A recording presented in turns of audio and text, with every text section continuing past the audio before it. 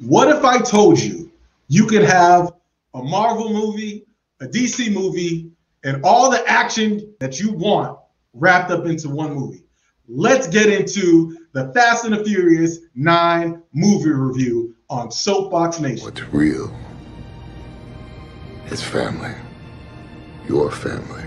I don't have friends. I got family. Hey, welcome to Soapboxx Nation. I'm your host, TJ Legacy. And of course, for these movie reviews, I am joined by whatever. We got it with Bad Ty from the MulTYversed Podcast. What's going on, Bad Ty? What up, TJ? It's good to be here, man. I'm so hyped to go ahead and get this review, man. What's good? Listen, I'm excited to be around family because this is a family value show, and we're also joined by Holly Noon of So Please Understand. Subscribe to the channel. What's up, Holly? Hey, I'm excited. We're for different reasons, I think. Yes. Hey, so let's get into it. The review for Fast and Furious 9. So we are going to talk about initially the good, the bad, the ugly. But for those who are watching this podcast episode, please just understand that we are going to spoil the hell out of this movie because we're going to review it from top to bottom and give you our unapologetic take on Fast and Furious, the franchise, and as well as Fast 9, the movie. So with that being said, the good, the bad, the ugly. So let's start with Holly. Holly, let us know. Let's start the other way. Let's give us some of the bad and the ugly, and then we'll get to the good. Because I know y'all want to get it out the way with the slander. So go ahead, Holly. Give us some of the bad and the ugly. So the bad is, wow, these unrealistic action scenes. Boy, I tell you. I'm not buying it. I can't. Like in the beginning of the Fast and Furious series, I really liked the racing, really showing off all the different types of like muscle cars, fast cars. But now it's just like trying to swing from cliff to cliff and hopping over valleys, and I don't know. It doesn't do it. It's just becoming too unrealistic for me. Like my imagination is just not going there anymore. I can't. Kids, please continue to dream big so your imagination can explore and enjoy these momentous movies. Bad Ty, give us the bad, give us the ugly. Go ahead, let us know what you really thought about Fast and Furious 9. Off rip. I feel like there's some telepathy going on between me and Holly because we watched the same movie for sure. This was so unbelievable till it just got to be like, all right, come on now. Like it was when I watched the movie, it was so many things that I was like, come on, man, let go. They didn't want to let anybody die. They wanted everybody had to. They're like, literally, I'm like, you know, are we literally just going on into people's graves, pulling everybody out that has died throughout the history of this franchise, and nobody can die, not a villain, not a good guy. Like this, I'm with Holly. When you're jumping off of cliffs, doing some of that stuff, I was like, okay, that's just it's just too much. This was. They went way over the top with this one. Way over the top. Some unnecessary stuff, really, literally. Listen, I'm just gonna say the good. And the good, I appreciate the good. And what I think the good was the self-awareness. The franchise knew it was going to be over the top. They knew. They even said it in the movie with Tyrese's character, Roman. It was like, look, why is it that we don't die, no scratches on us, whatever? So it was like, so once they had that, it was like, oh, okay, you guys know how ridiculous it is. So now the movie is just about pure entertainment. But there's a ton of plot holes. And just things just don't make sense. It's illogical. It's one of those movies that's it's bad, but it's so good because you're watching it. You're like, wow, I'm entertained. Like, what did that plot hole say? What did he say? What was that explanation? Oh no, another explosion. So I don't worry about what the hell that plot line was about.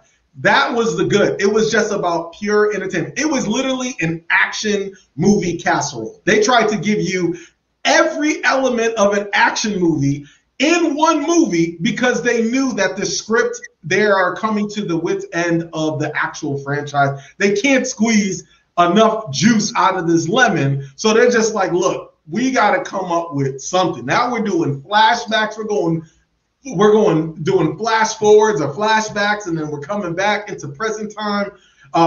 Yes, the jumps were ridiculous, but look, we watched Captain America, and that shield defies the laws of physics. So we all these sort of sci-fi things.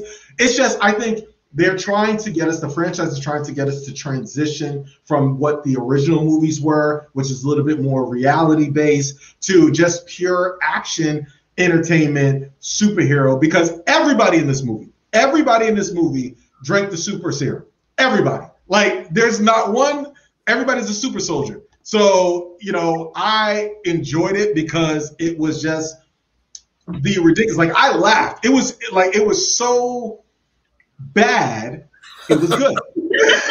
Yeah. Because I laughed throughout the entire movie. I was like, you know, and before the movie, we said spoilers, but before the movie, I said, yo, next movie, they're going to give us them in space. I was like, yo, they're going to space next movie. And I was watching it with my mother, and lo and behold, they went to space in a car. Come on, that's pure entertainment. Tell me y'all weren't entertained by that. Go ahead, Holly. Oh, okay. So am I too enthusiastic about this? I was entertained. Okay. I'm just a fan of the old Fast and Furious movies. Like, I actually liked that it was more realistic and like more of the cars in terms of like the racing and like the government and because I like the criminal justice, like spy and like I like that stuff. Like this was cool where they were trying to figure out who took what, and you know, I like that part of the movie, but I think the action just to me just takes it way over the top, and yeah, I don't know. Yeah, I wasn't feeling.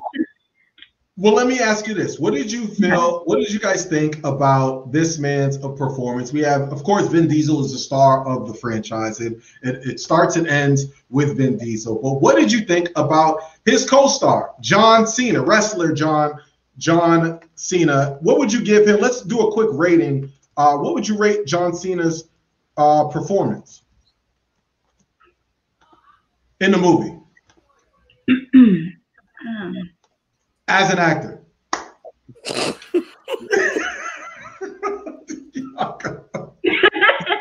Anyone, Holly, bad time. Yes. On a scale of a 1 to 10, 1 to 10. 5.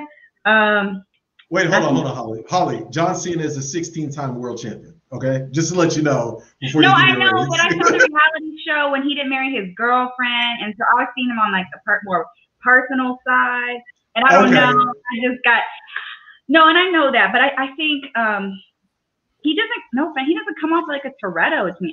That was weird, and I'm like, you don't even look anything. Yeah, I think Dominic Toretto was black. It felt like a stretch a bit. I was like, maybe they're half brothers, but they wasn't going to go into all that. But I don't know. I felt like he did good considering I know he's not really like an actor, and it's action movies, so I feel like it's within his wheelhouse. But I mean, the classic, the classic Holly, man. That's how. What'd you think about John Cena's performance? Was he serviceable? Was he believable as a villain, or was he? You know, did you buy that he was a threat to Vin Diesel or the Fast and Furious crew? Well, I mean, after watching the first part of the first half of the movie, I didn't feel like he was a threat to them at all. I mean, since they were invincible, it was just like I really, as much as I wanted to like this movie, because let me be very clear on that. I wanted to like this movie so much, it just became so absurd. Just watching it, like the absurdity of the movie. I had no idea what was the purpose of building up this big, battle between the brothers, only to kill it at the end. Like you don't even get that. You're like, you know what I'm saying? So like, it was a lot of things about this movie that could have made this movie so much better. Like Han, that was huge. You know what I'm saying? Like, Charlize Theron, or I think that's her name. I loved her. She had, like, as Cypher, I loved her. Yo, I gotta tell y'all, I have this crush that I've had on this woman for forever, and I'm not even talking about Charlize. Like, my wife knows it's serious. I'm crushing on her. Helen Mirren, that's my baby. Are you serious? I'm dead serious. Helen Mirren is my baby. Like, yo, that is one for me to me. She is the epitome of class. Like, yo, like, I ain't, like, when I look at Helen Mirren, everything I see her in, you know what I'm saying? She just classy. And, like, to me, that's so sexy. I'll be like, oh my gosh, Helen. Like, so when I saw Helen driving in the whip, you know what I'm saying? Whipping, I'm like, Helen, that's my baby. That's my baby, yo. Like, but there was parts, like I said, I loved it. There was ups, there was downs, there was more ups, there was more downs. It just, for me, I could never reach that real mountaintop. It never hit that real through the roof for me. And they went to the apex. Saying a lot. They went to space and they couldn't reach it for me. So, but wait a minute, the stunts. I thought the stunts, even though they were unrealistic and illogical, but it was action based. It did give you a lot of stunts, like the one where he drove.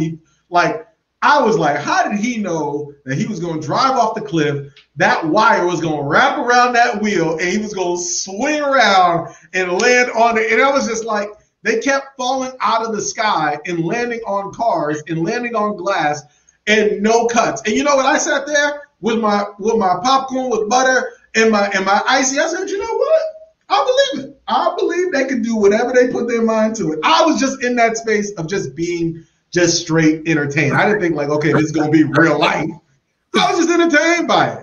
I mean, but TJ, when they shot at Tyrese's character, when he was in that little bunker by himself, and there was like 16 soldiers all around him, and they all shot their guns at the same time, but Tyrese didn't even much get shot at all by all of it. Come on, man.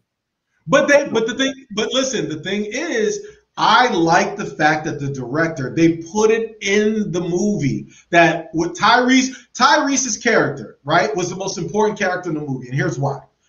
He was the character that was basically the audience of saying, how ridiculous is this? We're going to space. You're strapping a rocket to a regular ass car and shooting us into space. We never die. None of us ever get any scratches on us. Like, he was saying the things that the audience of itself was like, yeah, we're going to say. So they knew what they were doing. And so I, at that point, was like, okay, you're putting me in the mindset. You're telling me you have self-awareness. You're telling me you're about to go over the top with this franchise to just give me 2 hours of just pure entertainment. It ain't about really the storylines. It's just about action, explosions, and stuff like. And it's kind of a throwback to some of the older action movies that really were just like, huh? But it was just big dudes, strong dudes, explosions, hot women, fast cars. That's their formula. And they're just like, yo, we're just going to keep doing these movies, because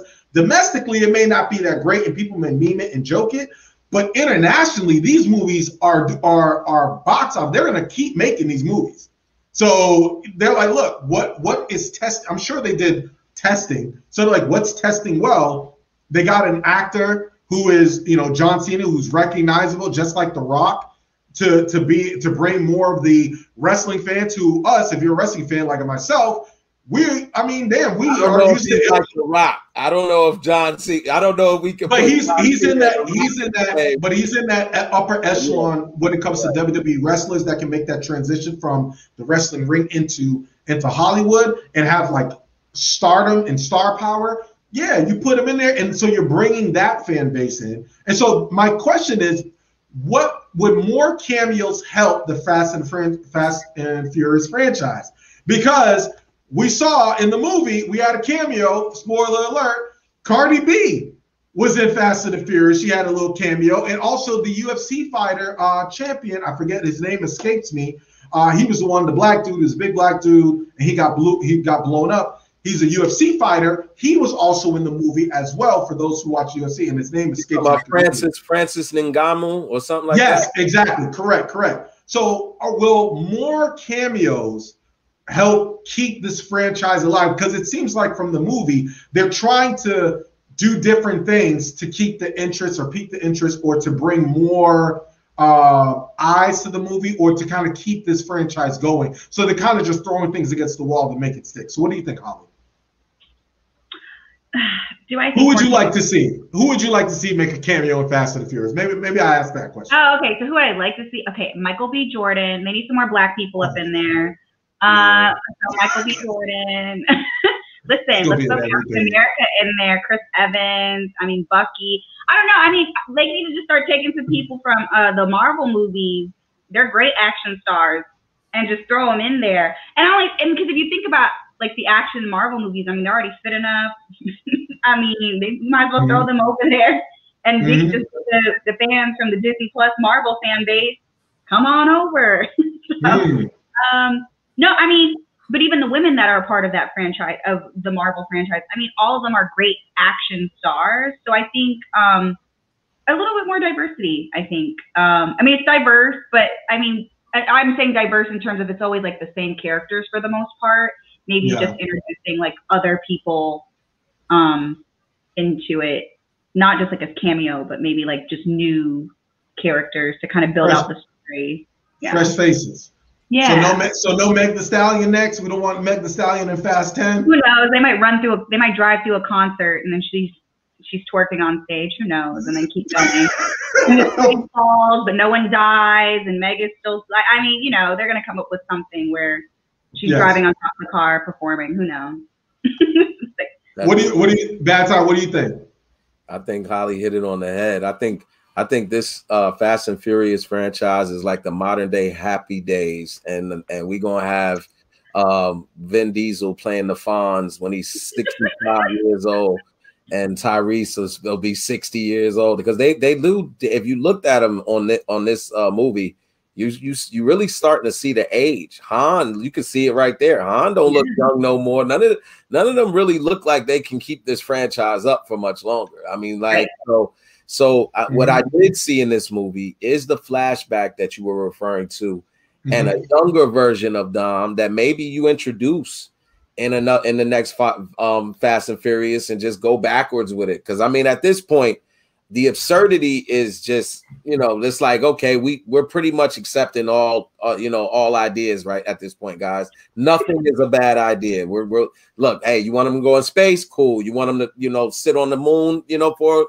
a couple of days? Cool. We'll do that too. Whatever the case is, this movie at this point, do cameos help the Fast and Furious franchise?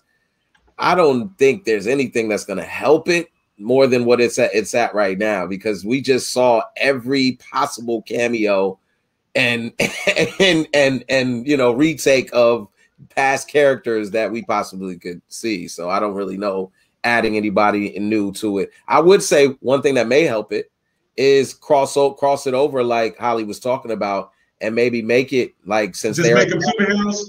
Well, since they're assassins, since spies rather. What his brother alluded to, that we're spies now, so they could easily go cross over into the Black Widow universe and go over there and deal with SHIELD, maybe, and on some special ops programs with their car team.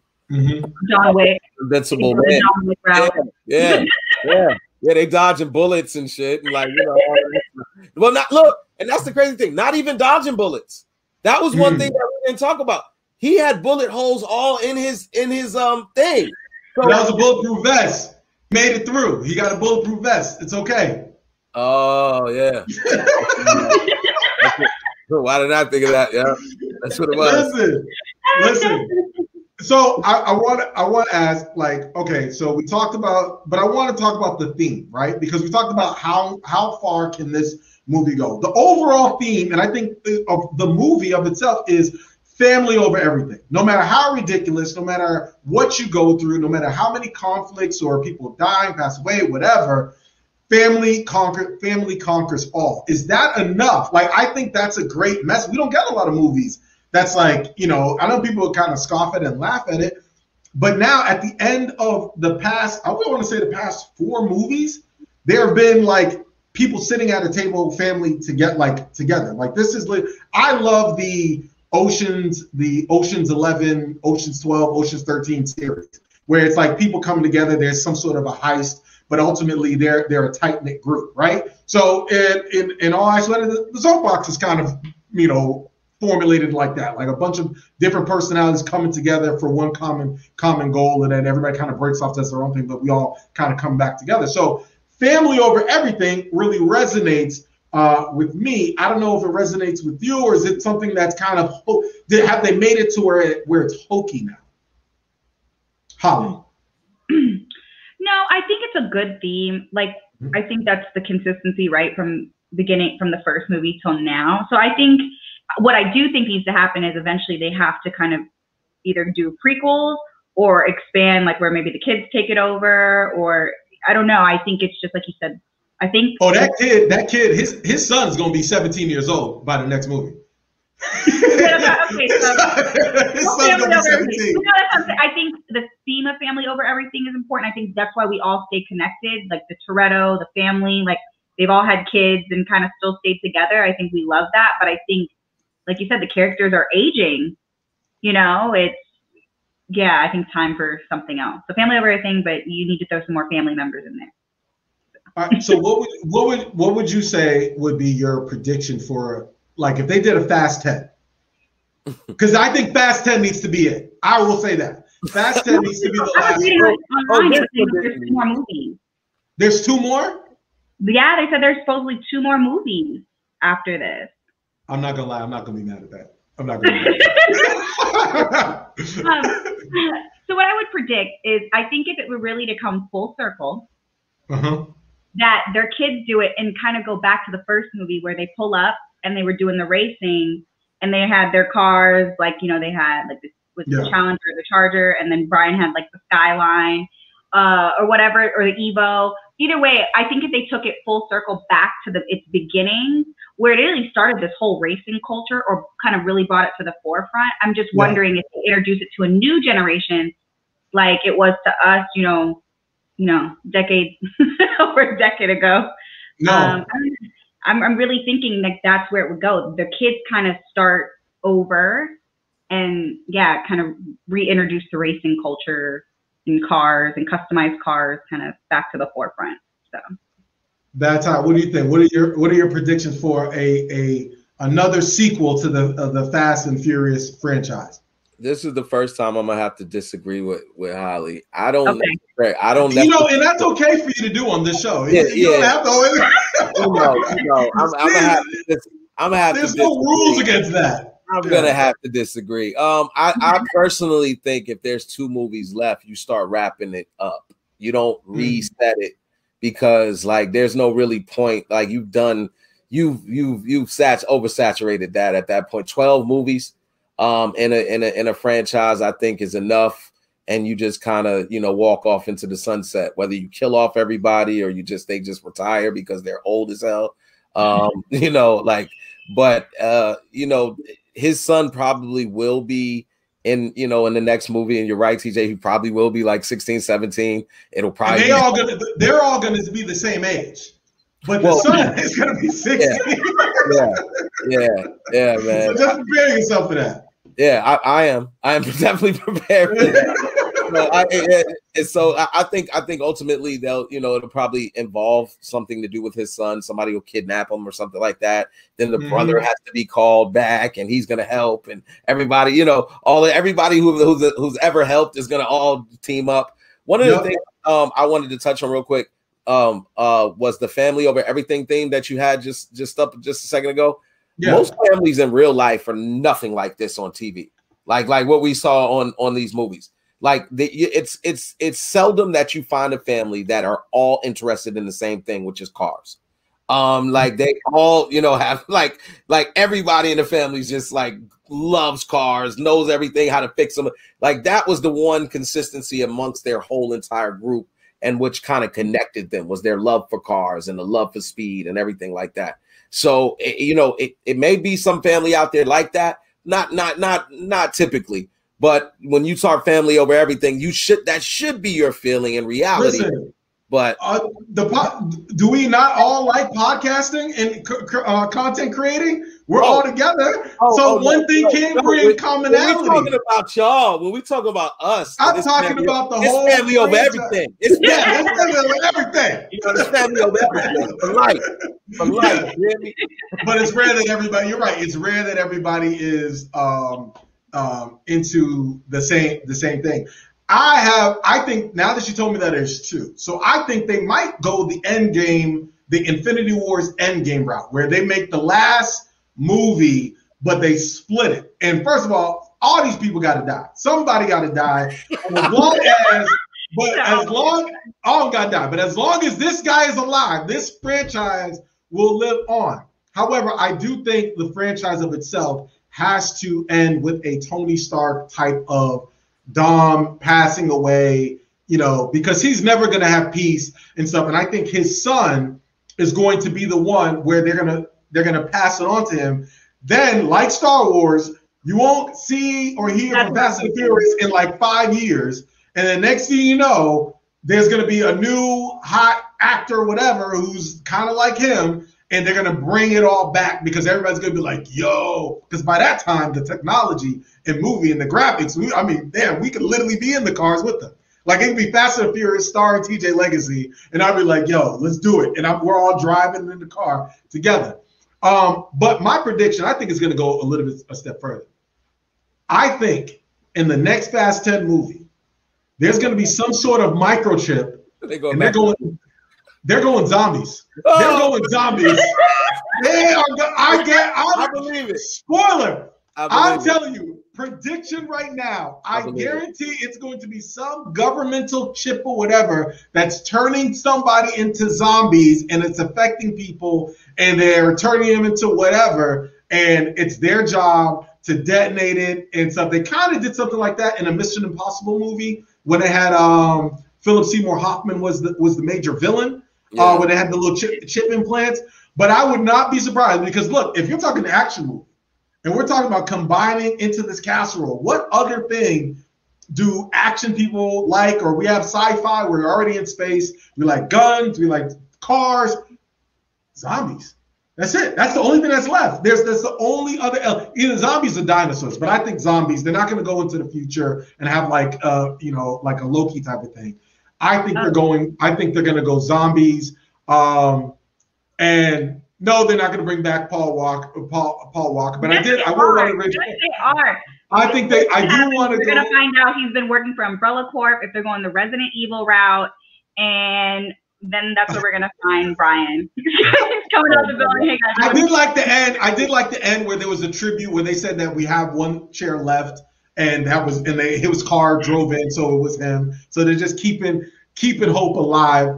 But I enjoyed it. I think it was entertaining, to say the least. But we know we don't just go by entertaining. We're going to go with the movie rating for Fast and Furious. And I'm going to start with Holly.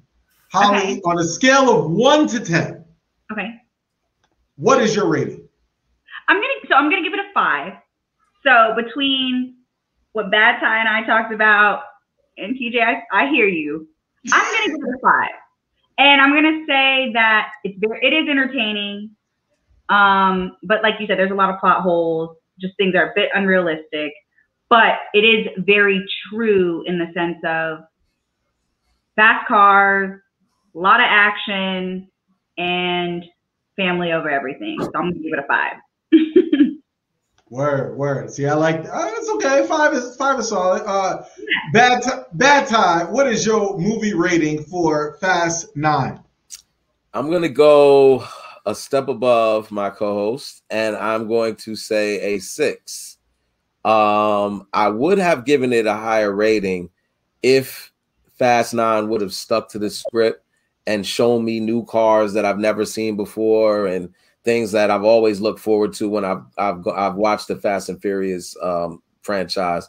But yeah, I'd have to agree with her. There was enough action to keep you interested, but those holes and just the absurdity of some things it's too much. It's too much. I respect that. All right, my turn. Listen, the logical me understands that this movie probably shouldn't get more than a 4. Okay. But me, when I walked out of that theater, I gotta give it a 9. This movie is great. Y'all should go see this movie and be entertained for 2 hours.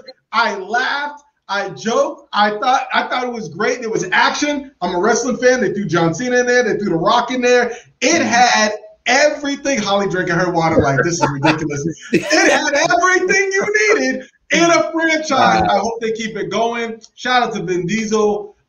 Staying in shape to continue these movies. I do think it is coming to its end, but I'm gonna give it a 9. Y'all go see Fast and Furious. I'm a big fan of the franchise. Keep making it. I'm gonna follow Vin Diesel and his family to space, to the zombie apocalypse, and when they go back to the prehistoric age, and whether they are do a Jetsons Flintstones crossover, I'm there.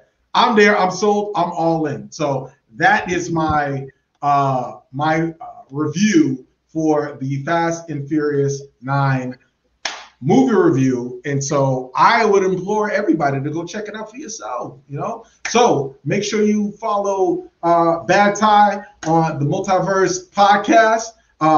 Make sure you subscribe to the MulTYversed Podcast. Make sure you subscribe to So Please Understand. Bad Ty, real quick, where can they find you on social media? They can find me at BadTyBricks on Instagram, also on Facebook, at MulTYversed, and the show is every Wednesday at 6:30 on Facebook and YouTube. So subscribe, follow, share, comment. You know it. Word. Holly, where can they find you? You can find me on Instagram at Holly Noon or at So Please Understand. Subscribe to my YouTube channel, like, comment on my videos at So Please Understand, and you can find me on Facebook at So Please Understand. So hey, and as always, we are here at Soapboxx Nation. We are growing because you know why? It's family over everything. Over everything. For life. Over everything. For life. Let's do it. We enjoyed it. See you, Fast Furious. Tell them what we talking about. Anything. Tell them what we talking about. Anything.